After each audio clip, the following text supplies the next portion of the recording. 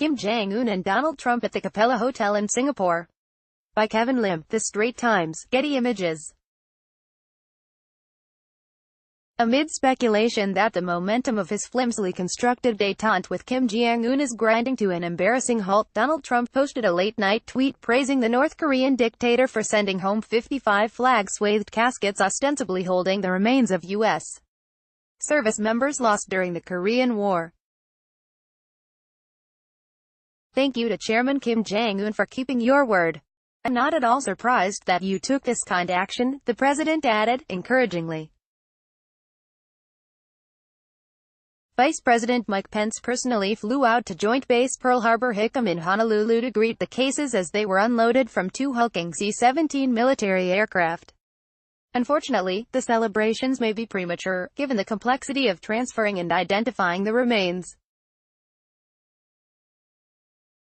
According to Pentagon estimates, of the roughly 7,700 unaccounted for Americans lost during the Korean War, 5,300 are thought to have died in North Korean territory. Of that number, despite continued efforts, only 450 sets of remains have been returned to the U.S., and only 181 individuals have been identified. Many have turned out not to be American. Indeed, when North Korea sent 208 caskets to the U.S. between 1990 and 1994, it was discovered that they contained the jumbled remains of many more people. The contents of the 55 caskets could be similarly diverse, and those charged with sorting through them have been provided with no personal effects to help them, save a sole military dog tag. Identifying the remains could take years. And in the end, they might not turn out to be human at all.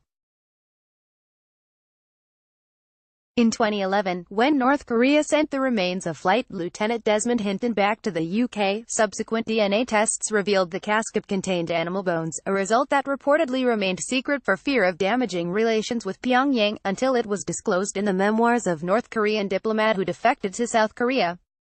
None of this seems to have fazed Trump, who has energetically boasted of his deal-making prowess since returning from Singapore in June. But despite the president's insistence that there is no longer a nuclear threat from North Korea, cracks between Trump and Kim's interpretations of disarmament are beginning to appear. Earlier this week, several reports emerged that North Korea is continuing its work on at least one intercontinental missile and that its uranium enrichment operations are extant as well. When prompted during a hearing before the Senate Foreign Relations Committee last week, Secretary of State Mike Pompeo confirmed that the North Koreans continue to produce fissile material. Of course, there's no reason North Korea would have ceased its nuclear weapons operations. Despite the posturing of the Trump administration, it never explicitly promised to do so, and it has invested heavily in nuclear capabilities since Kim came to power.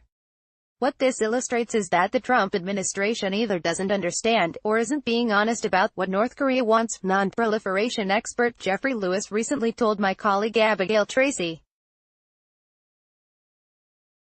North Korea is looking for the same deal Israel has. They get to keep the bomb as long as they don't make too much of a fuss about it. It's perhaps with this end goal in mind that Kim found it in his heart to send back the remains of U.S. soldiers, counting on the gesture to extend the timeline of his shambling negotiations with the United States, and to head off any Twitter histrionics from the president.